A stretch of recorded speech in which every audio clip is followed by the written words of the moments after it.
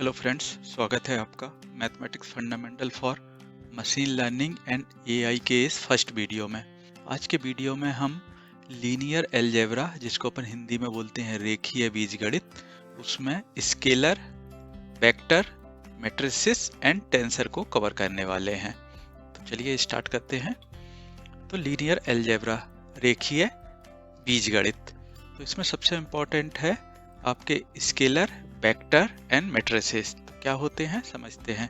तो जो स्केलर है वो सिंगल नंबर, कोई भी सिंगल नंबर रहेगा, इस सिंगल नंबर और वैल्यू वी कॉल्ड स्केलर। तो मेरा कोई भी नंबर है जैसे 5 और 6 और एनी नंबर, तो अपन इसको बोलते हैं मैथमेटिक्स में, लीनियर अलजेब्रा में स्केलर, जिसको ऊपर रिप्रेजेंट करते हैं स्मॉल एक्स से। वेक्टर, वेक्टर क्या होता है? वेक्टर को अपन रिप्रेजेंट करते हैं एक्स से, लेकिन इसको बोल्ड में करते हैं। ये मेरा बोल्ड रहेगा, या इस तरह से भी लिखते हैं आप एक एरो। तो क्या होता है vector? An array of number either in row or column. मतलब कि मेरा एक इंडेक्स है जैसे 1 2 3 4, या तो ये रो हो सकती है या मेरा कॉलम 1 2 3 4। तो ये जो सिंगल एरे रहेगा, या तो रो या कॉलम, वो रहेगा मेरा वेक्टर्स। इसको रिप्रेजेंट करते हैं स्मॉल एक्स एंड ये बोल्ड में रहेगा एंड एरो। अपन सिंपली बोल सकते हैं कि कलेक्शन ऑफ नंबर। जो कलेक्शन ऑफ नंबर रहेगा वो मेरा वेक्टर्स रहेगा। सो जो मशीन लर्निंग एल्गोरिथम जो रहते हैं, उसमें जो इनपुट और जो आउटपुट होता है वो मेनली वेक्टर्स रिप्रेजेंट करते हैं। जो भी मेरा इनपुट डालेंगे अपन मशीन के लिए, जो भी आउटपुट रहेगा वो अपना काय में रहेगा, वेक्टर्स में। तो अभी क्या देखते हैं, नेक्स्ट रहता है मैट्रिसेस, मैट्रिक्स। तो इसको रिप्रेजेंट करते हैं एक्स से, एंड क्या है इसकी definition? 2D array of number, 2D array of numbers where each element identify by 2 indices. तो एक एग्जांपल देख लेते हैं कि कोई भी मेरा जो कि 2D एरे, इस तरह का कोई भी 2D एरे रहेगा, 1 2 3 4 5 6, इस तरह का जो रहेगा, जिसको अपन मैट्रिक्स बोलेंगे, ये रहेगा मेरा मैट्रिक्स 2D एरे, जहाँ पे कि 2 इंडिसेस रहेंगे। मतलब मेरा एक I and J, for example ये पोजीशन रहेगी। तो अपन अगले एग्जांपल में समझेंगे कि कैसा इंडिसेस क्या होते हैं। ठीक है, तो ये यूज कहाँ होती है लीनियर अलजेब्रा के, स्केलर, वेक्टर, मैट्रिक्स? तो एक एग्जांपल समझते हैं कि एक मेरा देखिए एक इमेज है ब्लैक एंड वाइट। तो ब्लैक एंड वाइट जो नंबर रहते हैं, उनको वो वैल्यू जो रहती है वो डिफाइन करते हैं अपन 0 से लेकर 255। 0 मेरा रहता है ब्लैक के लिए एंड 255 वाइट के लिए। क्योंकि कंप्यूटर को, यदि मैंने एक कैट बनाई, फॉर एग्जांपल एक वाइट पेज पर एक कैट बनाई है, तो कंप्यूटर को यदि मैं इसको इनपुट डालता हूँ और मैं कंप्यूटर से पूछता हूँ कि ये किसकी इमेज है, तो वो कैसे मालूम चलेगा? क्योंकि उसके पास काफ़ी डेटा रहेगा। तो उससे क्या करेगा, ये एवरी जो भी ये पिक्चर रहती है, ये मल्टीपल पिक्सल से बनी हुई होती है। एवरी पिक्सल उसमें एक नंबर डिफाइन होगा। फॉर एग्जांपल ये मेरा वाइट है, तो मेरा रहेगा 255। जहाँ जहाँ ब्लैक है वो मेरा रहेगा 0 0। ये सब सेव रहेगा मेरा वेक्टर्स में और मैट्रिक्स में। तो अभी देखिए मैट्रिक्स में अभी एक को मैं इसको रिप्रेजेंट करूँगी, एक सिंगल को, तो मेरे मल्टीपल वेक्टर मिलके एक मेरा मैट्रिक्स बना रहे हैं। एंड इंडिविजुअल जो नंबर है उसको अपन बोल रहे हैं स्केलर। तो जैसे ये रीड करेगा तो उसको मालूम चलेगा कि ये पर्टिकुलर डॉट डॉट डॉट, तो वो उस हिसाब से कैलकुलेट करेगा कि भाई ये मेरा कैट है। तो मेरा आउटपुट वो बताएगा कि कैट है बेसिस ऑफ दिस नंबर। ठीक है, तो ये तो एक सिंपल बेसिक एग्जांपल था, अभी अपन समझते हैं। तो अपन ने स्केलर अभी समझा है, कोई भी नंबर रहेगा उसको रिप्रेजेंट करेंगे अपन एक्स से। वेक्टर एक एग्जांपल कि मेरा या तो वो रो हो सकता है, इस रो वाले को बोलते हैं रो वेक्टर, एंड या कॉलम हो सकता है इस तरह से, तो इसको बोलते हैं कॉलम वेक्टर, इसको बोलेंगे कॉलम वेक्टर। यदि मुझे एक जेनरिक भाषा में समझाना रहा है कोई जेनरिक नंबर के लिए, तो अपन इस तरह से रिप्रेजेंट करते हैं कि x0 x1 up to xn, या मेरा रो में x0 से लेके xn तक जहां पे n क्या है, n कोई भी एनी नंबर हो सकता है, एनी नंबर। अभी कई लोगों को कंफ्यूजन होता है कि वो रो और कॉलम में कैसे याद रखें। यदि देखिए मेरा इस तरह का है, तो जनरली ये जो है ये रो है। आप स्कूल में देखे होंगे कि आप स्कूल में आपको टीचर बोलता है फर्स्ट रो के बच्चे। फर्स्ट रो मतलब जो आगे के बच्चे तीनों खड़े हुए हैं एक लाइन में, ये हो गई आपकी एक रो। एंड कॉलम कौन से रहते हैं, जैसे आप बिल्डिंग बनाते हैं तो आपके लिए पिलर कॉलम, ये देखिए ये 1 कॉलम हो गया, ये 2 कॉलम हो गया, ये 3। ये तो बेसिक आपको याद रखने के लिए कि कैसे रो एंड कैसे कॉलम रहते हैं। ठीक है, अभी आगे चलते हैं, मैट्रिक्स समझते हैं। तो मैट्रिक्स की डेफिनेशन अपन ने देखी है 2D एरे। तो 2D एरे मतलब ये देखिए ये 2D है, आप स्क्रीन पे देख रहे हैं, ये आपका 2D स्क्रीन है। 2D array of numbers matrix की डेफिनेशन, यार each element identify by 2 indices. यदि मैं 2 इंडिसेस IJ बोलूं तो यहाँ पे मैं इसको M और N बोल दूं, मतलब मेरे कितने रो एंड कितने कॉलम हैं, इस तरह से। तो मैं एवरी नंबर को आइडेंटिफाई कर पाऊंगा। जैसे मेरा एक ग्रिड है, मैट्रिक्स है 1 2 3 4 3 4 5 6। तो अभी देखिए मेरा इसका मेरे का एक पोजीशन है, यहाँ पे मैं डिफाइन करूंगा। ये देखिए जेनेरिक डेफिनेशन x00, मतलब मेरा I0 है एंड जो J है वो 0 है, then x01 up to x0n। Second grid की पोजीशन 10 11 1n, ऐसे m। मेरा जो ये ग्रिड है ये m इंटू n का ग्रिड है, मतलब m रो है एंड n मेरे कॉलम है। तो इस वाले एग्जांपल में कितना है, m 2 इंटू 3 का है।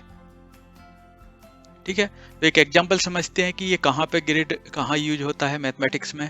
अभी देखिए मैथमेटिक्स में यदि आपका कंप्यूटर को एक डेटा स्टोर किया है कि कोई एक आदमी है, उसकी इनकम कितनी है, एक्सपेंस कितने हैं, तो देखिए उसने ऐसा एज किया कि एज उसकी है, इनकम है एंड एक्सपेंसेस। तो आपने ग्रिड में उसका डेटा सेव किया है कि पहला जो फर्स्ट पर्सन है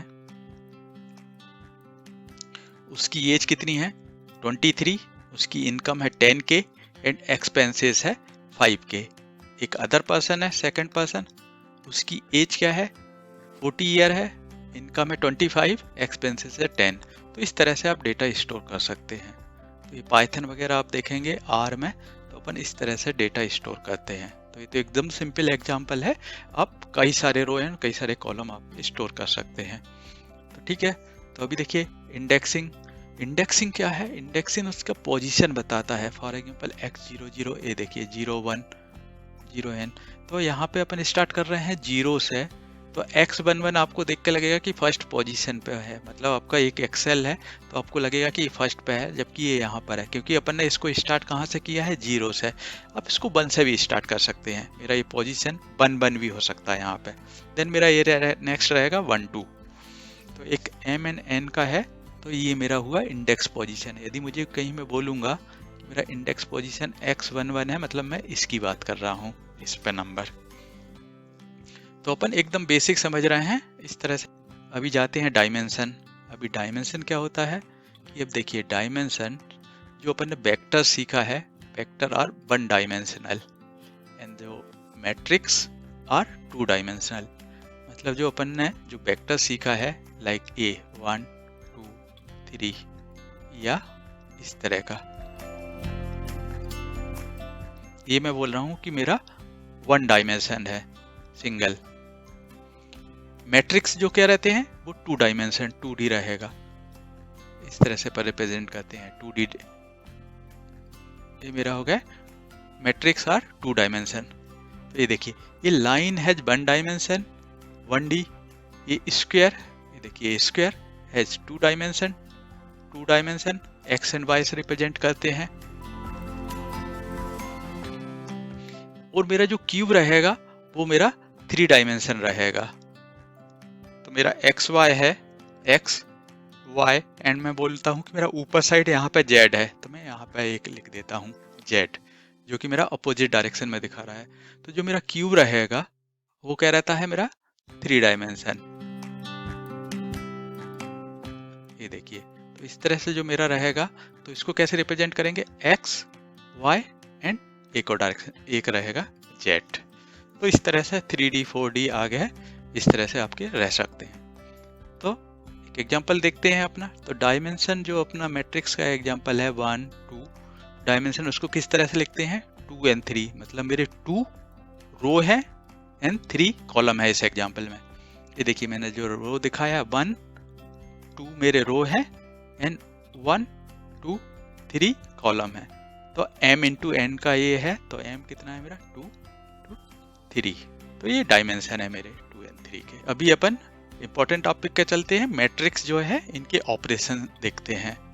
तो matrix operation like addition, subtraction, multiplication are very frequently use in machine learning. अब जो मशीन लर्निंग एंड एआई है उसमें ये जो मैट्रिक्स है इनके addition, subtraction, multiplication and transpose ये काफ़ी यूज में आते हैं।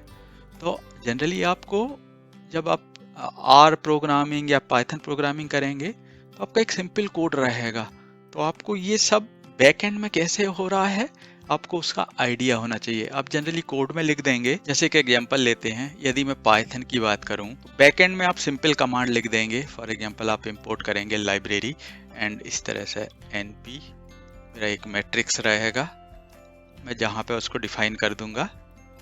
एक जस्ट एक सिंपल सा एग्जांपल ले लेते हैं 1 2 2 3।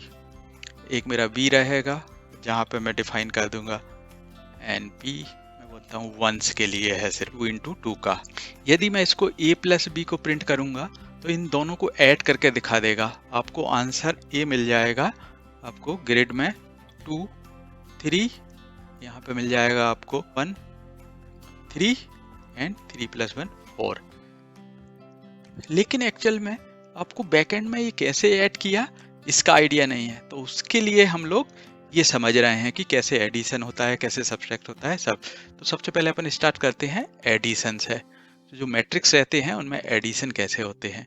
अभी एक मैं जेनरिक टर्म में बोलता हूँ कि मेरे पास ए है, जहाँ पे एक मेरा ग्रिड है जहाँ पे A11 A12 to 1n, A21 to 2n, ये कहाँ तक गया मेरा m तक, तो AM1 to AMN, तो ये मेरा m इंटू n का मैट्रिक्स है। एक दूसरा मैट्रिक्स ले लेता हूँ V, जहाँ पे मैं ये जेनरिक डेफिनेशन बता रहा हूँ, इनका अपन एग्जांपल समझेंगे नेक्स्ट पेज में। अभी B का मेरा एक ग्रिड है V11 V12 to V1n, ऐसे ही सेकेंड रो के लिए तो मेरा A रहा m m n तक, तो ये भी मेरा m n। तो जो एडिशन होंगे तो यहाँ पे जो भी एडिशन कर रहे हैं वो अपन सेम सेट से होने चाहिए, मतलब ये मेरा m इंटू एन का है तो ये भी मेरा m इंटू एड का होना चाहिए, तभी इनको अपन ऐड कर पाएंगे। a प्लस बी कैसे ऐड करते हैं, तो एकदम सिंपल है। जो अपना कंपोनेंट कैसे ऐड होता है, कंपोनेंट बाई कंपोनेंट। तो मेरा a का जो फर्स्ट कंपोनेंट है a का प्लस मेरा b का जो फर्स्ट कंपोनेंट है, यहाँ पे देखिए A11 प्लस B11।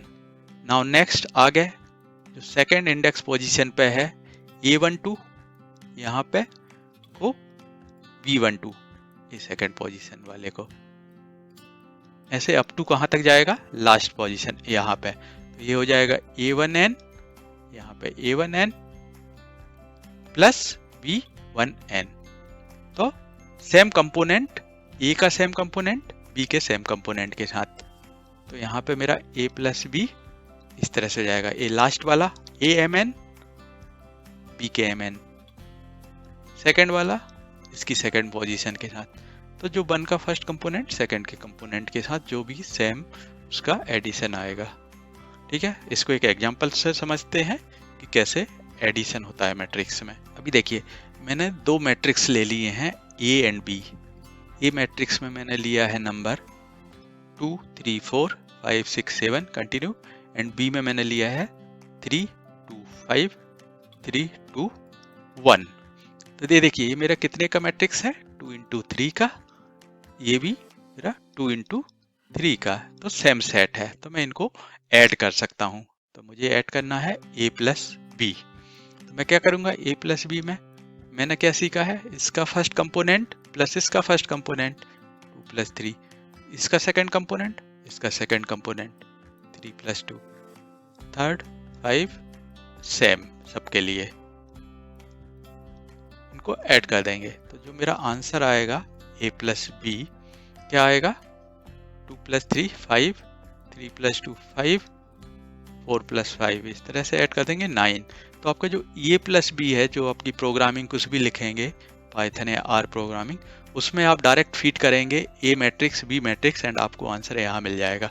तो बैकएंड में जो प्रोसेस होता है वो इस तरह का होता है, ये ऐड होते हैं, फर्स्ट कंपोनेंट से फर्स्ट कंपोनेंट ऐड होता है, सेकंड से सेकंड। आप ये प्रोग्रामिंग लिखेंगे, आप इसको ऐड करेंगे, आपको डायरेक्ट ये आंसर मिलेगा।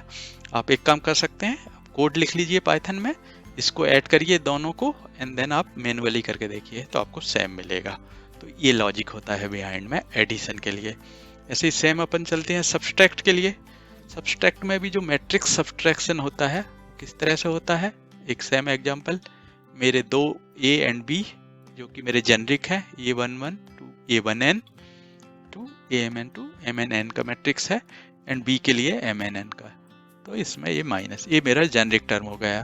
तो ये सबके लिए काम करेगा, अभी कोई भी नंबर रहेगा। तो अपन देखिए एक एग्जांपल लेके सॉल्व करते हैं। यदि मेरा a ग्रिड मैं लेता हूँ कि a ग्रिड मेरा है 2 3 4 5 3 2, एक a हुआ, एक मेरा b ग्रिड है जिसके नंबर है 1 2 3। ये कोई भी एज सैलरी कुछ भी हो सकता है, एक अपन एकदम सिंपल एग्जांपल लेके समझ रहे हैं।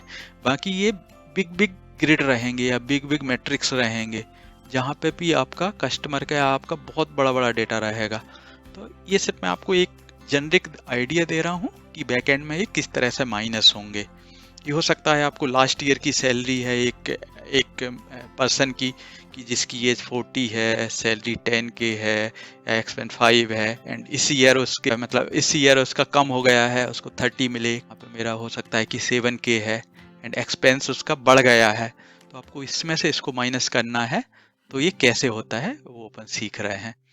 तो कैसे होता है देखिए, इसका भी जैसे एडिशन में होता है कंपोनेंट बाई कंपोनेंट, इसमें भी सेम होगा। जो मेरा फर्स्ट कंपोनेंट है इसके फर्स्ट के साथ जाएगा, सेकंड कंपोनेंट सेकंड, थर्ड के साथ थर्ड एंड सेम लॉजिक रहेगा कि मेरा सेम सेट होना चाहिए। ये देखिए 2 × 3 का मैट्रिक्स है, ये भी 2 × 3 का मैट्रिक्स है। तो मेरा फर्स्ट कंपोनेंट 2 हुआ माइनस ये फर्स्ट कंपोनेंट 1, ऐसे इसका थर्ड -2 3 -2, यहाँ पे 4 -3, ये देखिए। तो इसको सॉल्व कर देंगे तो क्या आ जाएगा 1 1 1 3 0 -2। तो ये मेरा एक ग्रेड हो गया C। तो मेरा क्या हो गया A - B। तो मेरा ये जो फाइनल आंसर मिला माइनस होने के बाद एक ग्रेड मिल गया C। वो अपना सब्सट्रैक्शन, मैट्रिक्स को कैसे सब्सट्रैक्ट करते हैं। अभी मल्टीप्लिकेशन देखिए, बहुत इंपॉर्टेंट है मल्टीप्लिकेशन। कैसे काम करता है मल्टीप्लिकेशन, एक एग्जांपल। तो मल्टीप्लिकेशन की क्या है, अपन कंडीशन देख लेते हैं कि किस कंडीशन में मल्टीप्लाई होता है। तो जो मेरा एक ग्रिड रहेगा A must have the same number of column as A के क्या कॉलम, B हैज रो। मतलब जो A है उसके मेरे जो कॉलम है, ये जो कॉलम है 1 एंड ये वाला 2, जो B है उसके रो 1 एंड 2, यदि मेरे ये सेम रहेंगे 2 ये भी 2, तभी अपन मल्टीप्लाई कर पाएंगे। ठीक है, एग्जाम्पल से समझेंगे नेक्स्ट पेज में। लेकिन मेरे जो A must have the same number of column as B has row, तभी अपना ये मल्टीप्लाई होगा। तो कैसे करते हैं मल्टीप्लाई समझते हैं। कि मेरा एक एग्जाम्पल लिया है कि मेरा एक A जेनरिक ग्रिड है जहाँ पे A00 A01 A10 A11 है। इसको मेरे को मल्टीप्लाई करना है B00 B01 B10 B11। तो ये मल्टीप्लाई होगा, अपन ने देखा जैसे 2 × 2 है तो ये मल्टीप्लाई होगा कि इसके दो जो कॉलम है वो इसके रो के साथ मैच कर रहे हैं। तो कैसे मल्टीप्लाई होता है कि इसका जो फर्स्ट ग्रिड है ये, उसका जो फर्स्ट कंपोनेंट जैसे ये मेरा 00 वो इसके इस तरह से यहाँ से ये वाला इस तरह से मल्टीप्लाई होता है। ठीक है, इसका रो इसके कॉलम के साथ एंड प्लस ऐड होता है। तो ये जो मेरा A00 है, ये 00 है, ये फर्स्ट कंपोनेंट B वाले के साथ मल्टीप्लाई होगा सबसे पहले। तो क्या हो जाएगा A00 into B00, then plus इसका जो ये सेकंड वाला है A01 मल्टीप्लाई विथ इसके इस वाले के साथ, सेकंड B10 सेकंड कंपोनेंट के साथ। एक और एग्जांपल अगला वाला देखते हैं। अभी सेम ये वाला रो इस वाले में इधर से इधर, तो मेरा क्या होगा A000 multiply by B01, then again plus, again क्या होगा A01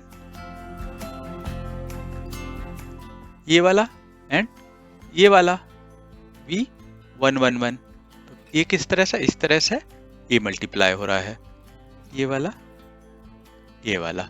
ठीक है, अभी ये वाले रो पे आ गए अपन, इस वाले पर कैसे हो रहा है एक और एग्जांपल समझते हैं। कि ये मेरा इस तरह से जो है रो, इसके कॉलम, तो पहला रो का कौन सा है A10, इसका फर्स्ट B00 प्लस ये क्या है A11 ये वाला प्लस मल्टीप्लाई A B10।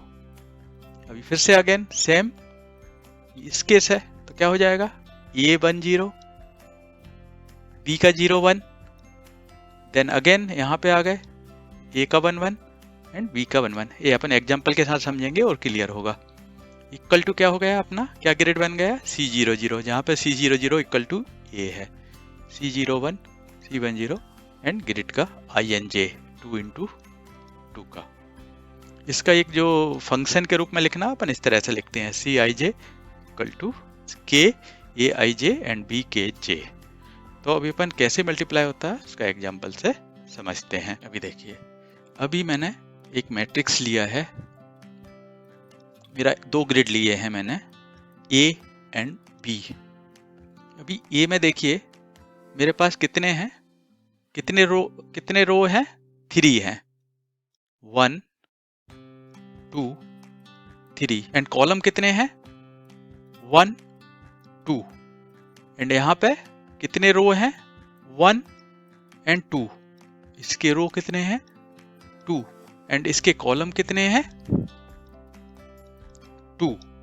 तो इसमें मल्टीप्लाई हो सकता है क्योंकि अपन ने जो डेफिनेशन सीखी है, अपन बोल रहे हैं उसमें ये वाले में देखिए कॉलम ए की जो कॉलम है बी के रो के साथ सेम होने चाहिए।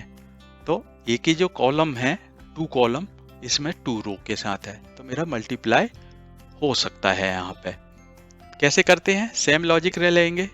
सबसे पहले फर्स्ट रो लेंगे ए वाली, इसको किसके साथ, ए वाली फर्स्ट रो के साथ मल्टीप्लाई करना है। तो यहाँ का क्या हो जाएगा 2 1 2 1 प्लस 3 3 ये वाला 2, ये हो गया।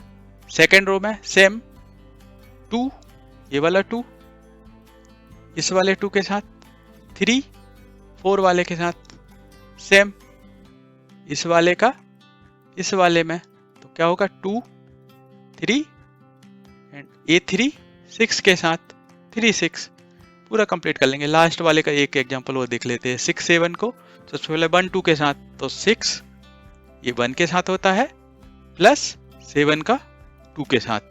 अभी आपको ये देखने के लिए कि ये सही है कि नहीं, एक ट्रिक बताता हूं मैं।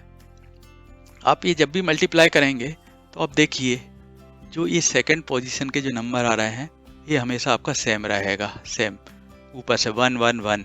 ये देखिए यहाँ पे 2 यहाँ पे 2 यहाँ पे 2, ये 2 2 यहाँ पे देखिए ये 4 4।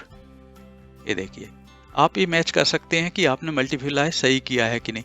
यदि ये नंबर चेंज हो रहा है, यहाँ पे 6 6 यहाँ पे 7 आ रहा है, मतलब आपने कुछ गड़बड़ किया है। तो आप इस तरह से आप वैलिडेट कर सकते हैं 1 1 2 2 4 4 2 2। तो ये क्यों होता है, ये अपन ने एक जेनरिक जो वाला देखा, देखिए इसमें भी देखिए, ये देखिए पोजीशन है अपना हमेशा ये सेम आ रही है, 0 0 0 0, यहाँ पे 1 0 1 0, यहाँ पे 0 1 0 1 1 1 1 1। तो इस तरह से आप, ये एक ट्रिक है, आप इससे याद रख सकते हैं। इसको आगे सॉल्व करेंगे 2 + 6 4 + 12 6 + 18, तो सेम इसको सॉल्व करेंगे, आपको मिल जाएगा 8 16 24। तो क्या हो जाएगा A × B × C। तो इसको सेम डिफाइन कर सकते हैं C 0 0 0 1 0 2 जहाँ पे C00 मेरा क्या हो जाएगा, ये वाला मेरा हो जाएगा 8, C01 की वैल्यू 16, C02 की वैल्यू 24। तो ये अपना हो गया मल्टीप्लाई का एग्जाम्पल। अब ये मैट्रिक्स की कुछ प्रॉपर्टी होती हैं, तो अपन बेसिक जो है प्रॉपर्टी देखते हैं जो इम्पोर्टेंट है। तो पहला प्रॉपर्टी है एसोसिएटेड प्रॉपर्टी ऑफ मल्टीप्लिकेशन। यदि देखिए मेरा इस तरह से है CD एंड मेरा एक मैट्रिक्स है, तो वो इक्वल टू रहेगा C bracket D and A, जहाँ पे मेरे C एंड D 2 स्केलर हैं। स्केलर मतलब इंडिविजुअल नंबर, कि मैं मान लूँ कि मेरा C 2 है एंड D 3 है इस एग्जाम्पल में, इस तरह का। तो मेरा 2 इंटू 3 का जो मल्टीप्लाई रहेगा ग्रिड के मैट्रिक्स के साथ, यदि मैं इसको सेपरेट करूं, मेरे 2 को फर्स्ट को 3 को मल्टीप्लाई करूं एंड बाद में 2 को, तो मेरा ये इक्वल रहेंगे। तो एक एग्जांपल समझ लेते हैं सेम के लिए कि मेरा एक ग्रिड है 1 2 3 4। यदि मैं 2 मल्टीप्लाई बाई 3 इस तरह से करूं, या 2 3 को फर्स्ट मल्टीप्लाई कर दूं ग्रिड के अंदर, इसको 3 इंटू 1 3 इंटू 2 3 इंटू 3 3, तो ये दोनों मेरा सेम रहेगा। मेरा 3 इंटू 6, यदि मैं 6 बन जा 6 6 3 जा, ये वाले में यहाँ पे देखिए, तो मेरा क्या आ जाएगा 6 12 18 24, जो इक्वल टू रहेगा जो ग्रिड का इस साइड वाला, जो कि मैंने स्प्लिट किया हुआ है पहले 3 को एंड बाद में 2 को। तो मैं मल्टीप्लाई करूँगा 6 12 18 24, तो मेरा इक्वल रहेगा। तो मेरी एक ये कंडीशन क्या बन गई कि मेरा जो स्केलर है सेपरेट C इंटू D, जो कि ग्रिड के साथ मल्टीप्लाई रहेगा, वो इक्वल टू रहेगा मेरा C and D grid A। तो एक तो ये कंडीशन हो गई। सेकंड क्या रहेगा, डिस्ट्रीब्यूटिव प्रॉपर्टीज। तो क्या होती है डिस्ट्रीब्यूटिव प्रॉपर्टी, मतलब कि मेरा एक स्केलर है C कोई भी, यदि मैं ग्रिड को A प्लस B मल्टीप्लाई करता हूँ, या सेपरेट पहले C को ग्रिड A के साथ मल्टीप्लाई कर दूं प्लस C को B के साथ कर दूं, तो दोनों का जो मेरा रहेगा वो सेम आएगा। तो यहाँ पर भी एक एग्जांपल समझ लेते हैं, 2 प्रॉपर है कि नहीं। जैसे 2 लिया मैंने और मैंने एक ग्रिड लिया है A, जहाँ पे कि A ग्रिड है मेरा 1 2 1 2, एकदम सिंपल लेते हैं 1 3। एक दूसरा ग्रिड ले लेते हैं 0 1 1 2, ठीक है। इसको पहले क्लीन कर लेते हैं, कंफ्यूज करेगा अपने को, करते हैं डिलीट कर देते हैं क्योंकि अपन ये समझ चुके हैं। ठीक है, अभी अपन ये समझते हैं कि मैंने ये मल्टीप्लाई कर दिया है,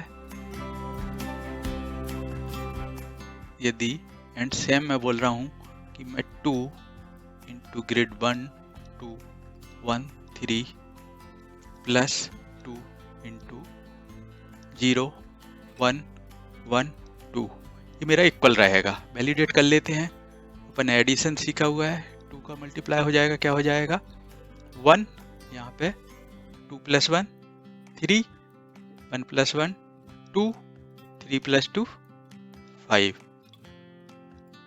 ऐसे इसका कर लेते हैं, ये क्या हो जाएगा 2 2 2 3 2 जा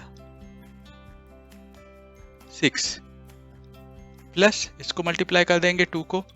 यदि ये कैसा होता है, स्केलर जो रहता है वो सबके साथ मल्टीप्लाई होता है, तो मैं 2 को मल्टीप्लाई कर रहा हूँ 2 0 2 1 2 1 2 2 2 4, इनको इसको कर देते हैं। तो क्या हो गया अपना एक ग्रिड इस साइड का, लेफ्ट साइड का 2 2 3 जा 6 2 2 जा 4 2 5 जा 10। इसका राइट साइड का देख लेते हैं, ये जो लेफ्ट है ये अपना ये वाला है, जो राइट है वो अपन इसको सॉल्व कर रहे हैं। क्या हो जाएगा 2 प्लस 0 2 2, ये देखिए अपन ने यहाँ पे गड़बड़ किया है, ये 2 को 2 से किया तो 2 2 जा 4, तो यहाँ पे क्या हो गया 4 प्लस 2 6 2 प्लस 2 4 एंड 6 प्लस 4 10। ये देखिए अपना ये इक्वल टू ये आ गया, मतलब अपना ये प्रॉपर है कि मैं यदि जो स्केलर है उसको प्लस पहले ऐड कर दूं मेरे दोनों मैट्रिक्स एंड देन मल्टीप्लाई करूं, या सेपरेट मल्टीप्लाई, दोनों इक्वल रहता है। तो ये अपनी डिस्ट्रीब्यूटिव प्रॉपर्टी हो गई। थर्ड प्रॉपर्टी क्या रहेगी अपनी, मल्टीप्लिकेटिव आइडेंटिफाई प्रॉपर्टी। तो क्या रहेगी ये कि मेरा ये जो 1 है उसको मैं मल्टीप्लाई करूंगा किसी मैट्रिक्स में तो वो मेरा सेमी मैट्रिक्स रहेगा। जो मेरा 1A है, 1 इंटू ए, तो मेरा ए आएगा। तो क्या रहेगा, सिंपल कोई भी एग्जाम्पल 1 मल्टीप्लाई में एनी मैट्रिक्स रहेगा 3 2, मैं मल्टीप्लाई करूंगा तो मेरा सेम ही रहेगा। 1 1 जा 1 होगा, 2 3 2। ये होगा इसकी third property. Fourth number property क्या है, मल्टीप्लिकेटिव प्रॉपर्टी ऑफ जीरो। तो क्या होगा, यदि मैं जीरो इंटू एक जो मैट्रिक्स है उसको मल्टीप्लाई करूंगा तो मेरा क्या जीरो मैट्रिक्स बन जाएगा।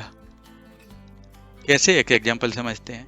यदि मैं जीरो को मल्टीप्लाई कर रहा हूँ एक मैट्रिक्स में 1 2 3 4, तो किस तरह से करूंगा, तो मैं जीरो अपन ने देखा है कि जो मेरा स्केलर है वो सब जगह मल्टीप्लाई होगा, यहाँ पर यहाँ पर यहाँ पर यहाँ पर।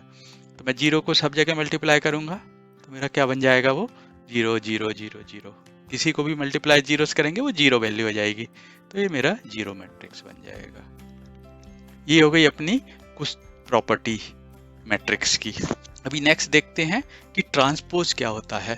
तो क्या होता है, the transpose of matrix in operator which flip matrix over it main diagonal.